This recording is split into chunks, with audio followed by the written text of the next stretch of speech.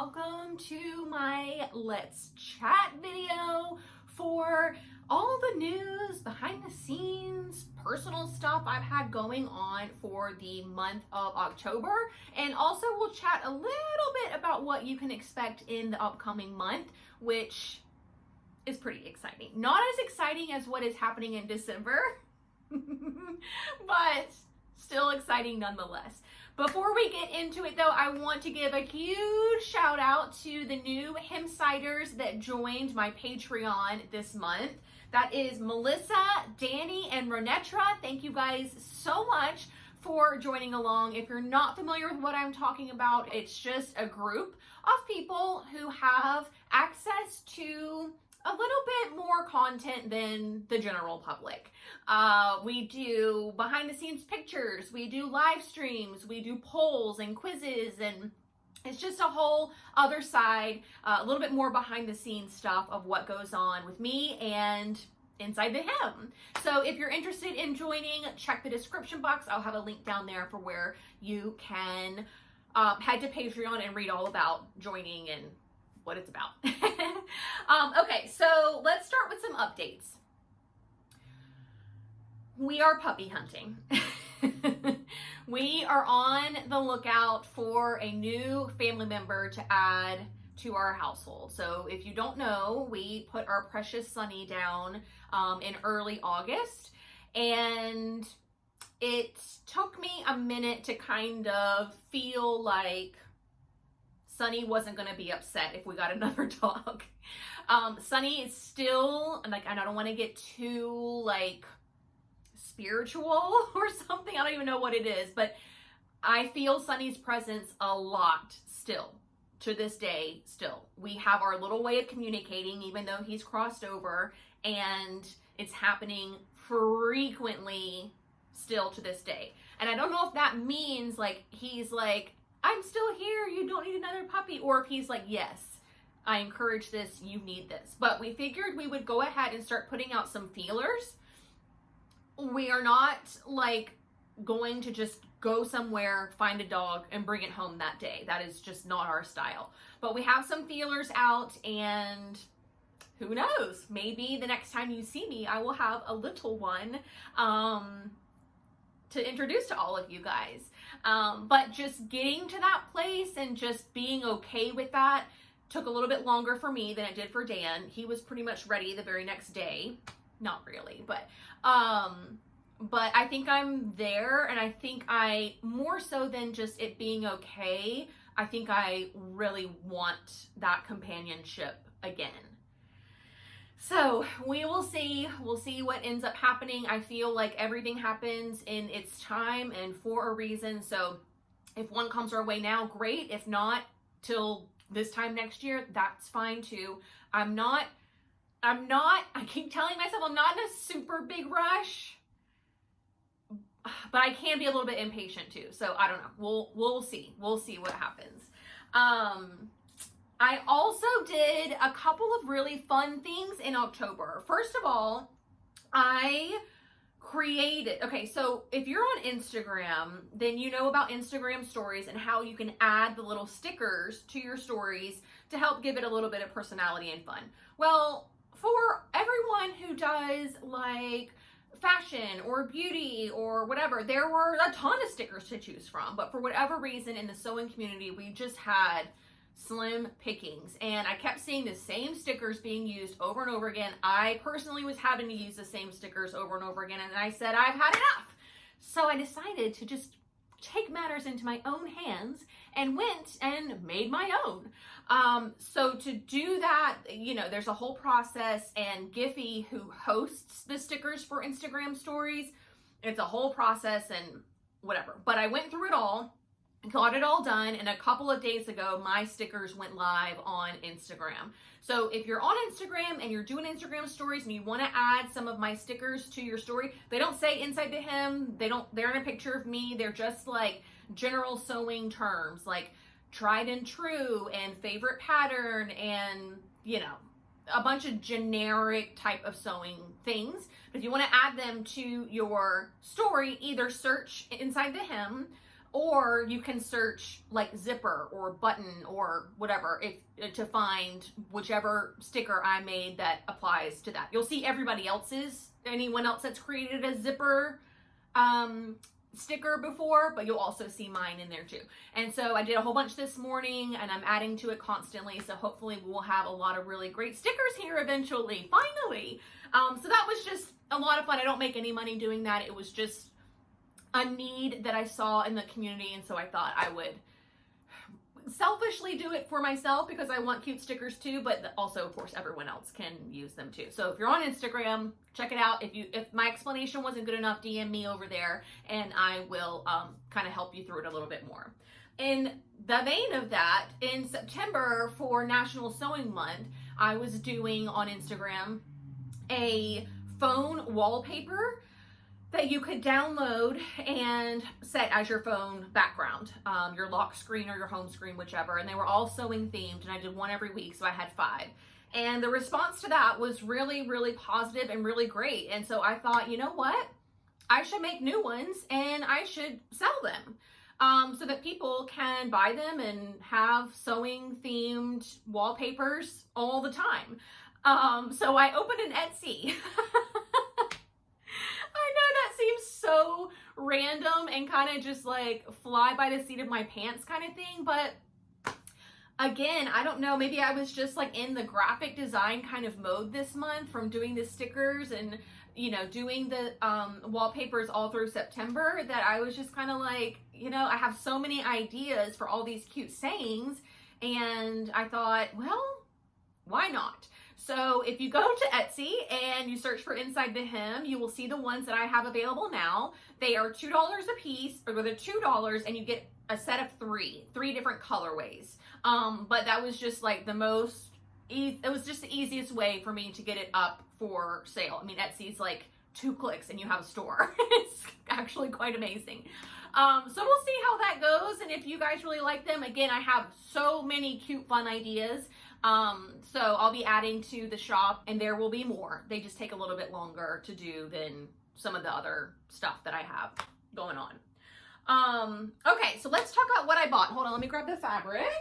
I left it over here because I folded it all nice and neat for you guys. Okay, so I did buy quite a bit of fabric for this month. Some of it is just for selfish sewing. Some of it is for some secret sewing that I can't really tell you about, but I did want to show it to you because if you wanted to purchase it, you don't need to know what I'm making with it. If you like the fabric, you can just go ahead and buy it and then either wait and see what I'm doing or make something in the meantime. Okay, you guys remember the pants that I made last month? Of course, I put them over here. Oh, Lordy. The pants that I made last month, Simplicity 8457, the amazing fit, those high-waisted red pants that you guys saw.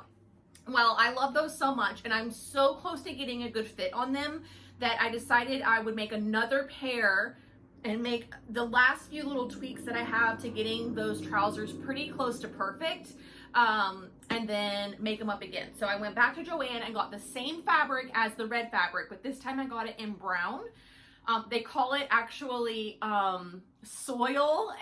And somebody, where did I mention that? It must have been in the red pants video. And someone commented that soil is literally the worst name for a bottom weight fabric that you could ever come up with. Which I thought was so true, but yeah, so I got the fabric to do kind of like a monochromatic look. I feel like that style is very in right now, to kind of have your whole outfit be different shades of a different color.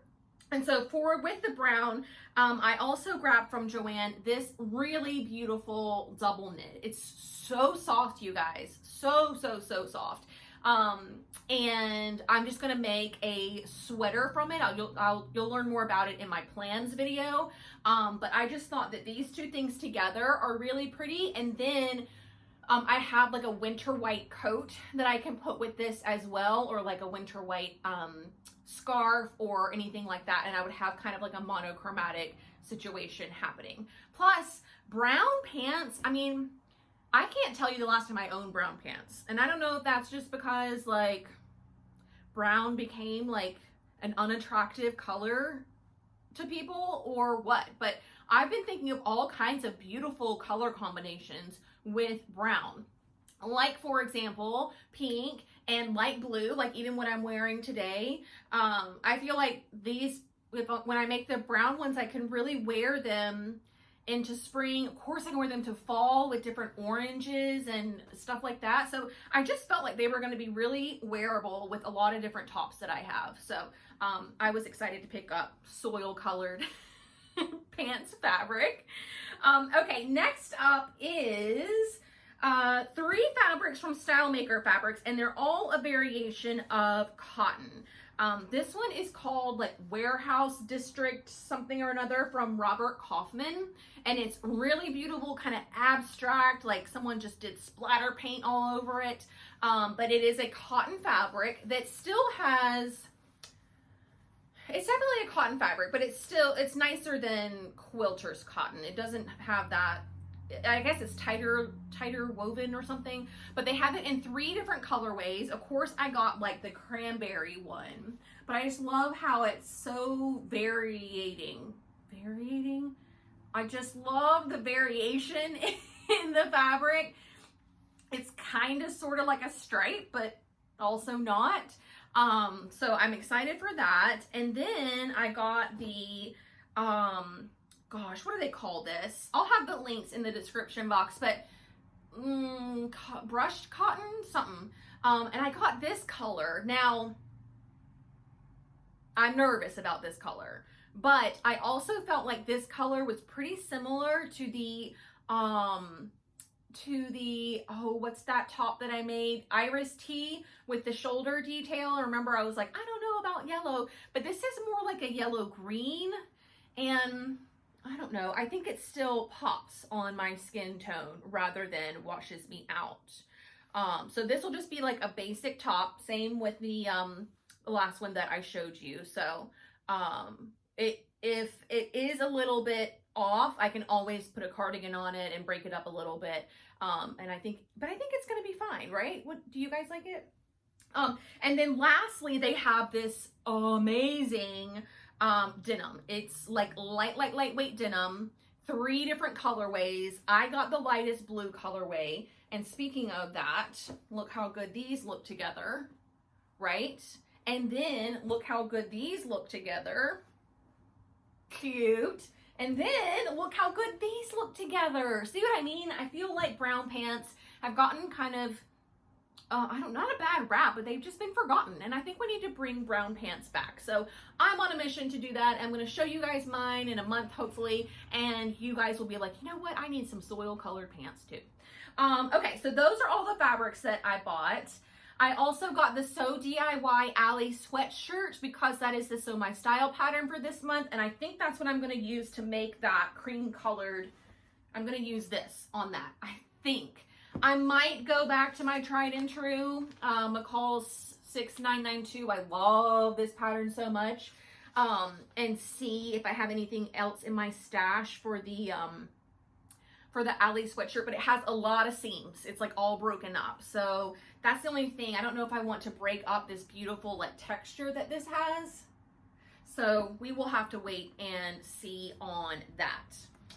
Okay, so other than that, I have been shopping for supplies to do a whole bunch of handmade crafts, handmade gifts, really.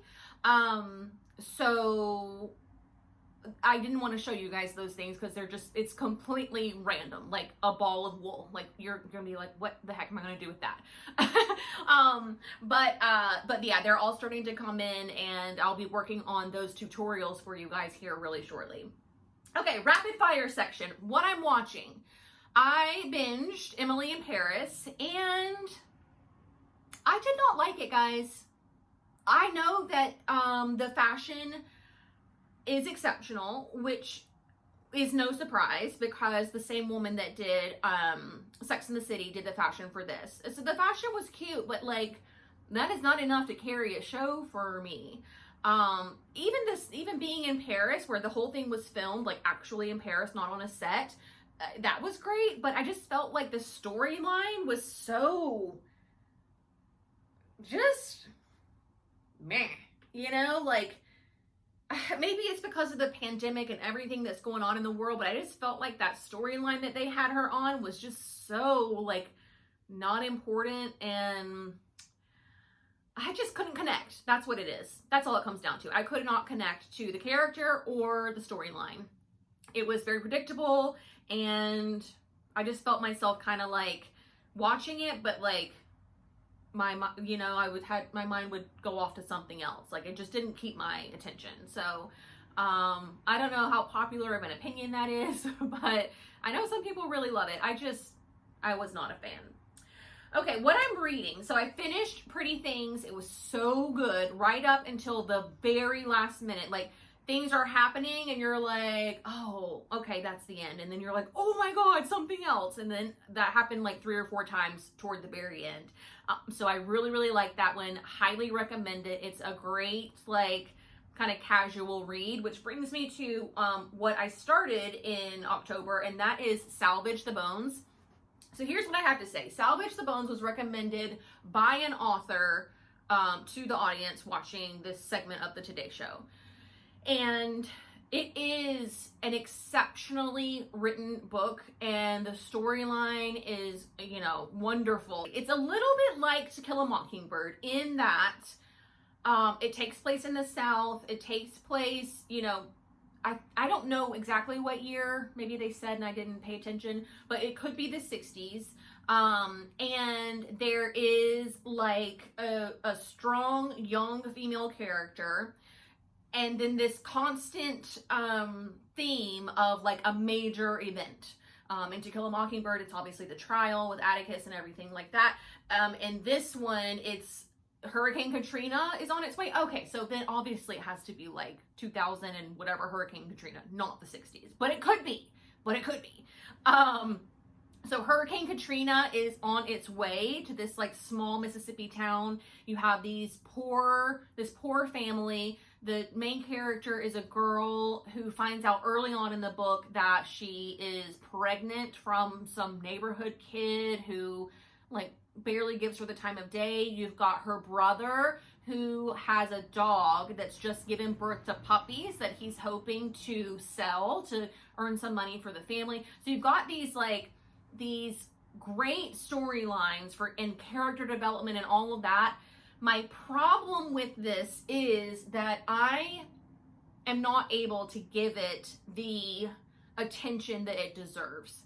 I am listening to this when I'm in my car for like 5 minutes here, 10 minutes there, and it's just very difficult to truly appreciate, how special this book is when reading it that way. So I'm going to maybe pause it for now and wait until I have like a long car ride or I don't know, something where I can like really sit with it for a couple hours at a time, like big chunks. And in the meantime, I went ahead and downloaded The Book of Two Ways, which is the new one by Jodi Picoult. And that is exactly what I need for these little small car rides.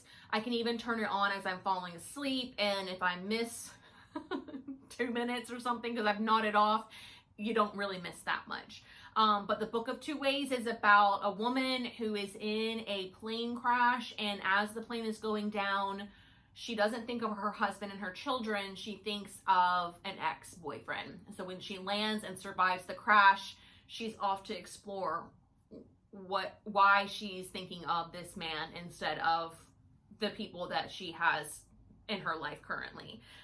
So I'm very early into the book. I don't even really want to say a lot about it, but there is a lot of information about Egyptology. So if you're into that, if you're into tombs and pharaohs and mummification and all of that kind of stuff, I am learning so much about that as part of this book, because that plays into how these two characters meet and their kind of the extent of their relationship. So there's a lot going on with that. But the next thing, rapid fire, is my latest obsession. You guys, I my latest obsession is planning, and I've always been an obsessive planner, but I have so much going on in the next 8 weeks till the end of the year, well, till Christmas comes, that if I'm not planning like every second of my life right now, something is gonna fall through the cracks.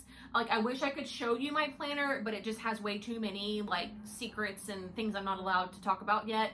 But it is like, it's chaotic. There's stuff written on every single day of the month, multiple things written. My whole notes section is filled up. Like, it is bonkers. Which brings me to what I'm trying. And what I'm trying this month is to not get overwhelmed, right? I have the tendency to get real excited and get real ramped up about something and then crash and burn, and then I spend 3 days doing nothing. And that just can't happen. Like, it can't.